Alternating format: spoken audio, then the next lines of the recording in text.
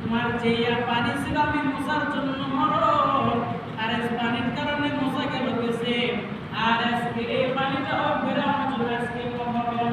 আর যে সময়টা ফেরাউন দরবারের মধ্যে নিয়ে চলে আসলেন, মধ্যে চলে আসলেন, সঙ্গে সঙ্গে দুই দিক দিয়ে পানি পাহাড় এক হয়ে গেলেন।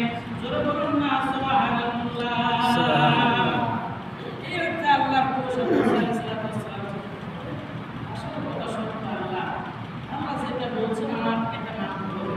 আমি এই অর্থ বুঝি আর না বুঝি, আমি কোরআনের অর্থ হাদিসের অর্থ বুঝি আর না বুঝি, ওলামায়ে কেরাম যেটা বলছেন এটা আমার মানতে হবে। এটা মানলে তার সব মুসার চিন্তা করলে তাহলে আমার আল্লাহ কোনো প্রশ্ন করার কোনো দরকার নাই। আল্লাহ যেটা বলেন সেটা আমার মানতে হবে। মুসা আলাইহিস সালাম ওই সময় চিন্তা করলেন সর্বনাশ, কোনো দুনিয়ার বিজ্ঞানের জ্ঞান আল্লাহর উপর না, কোরআন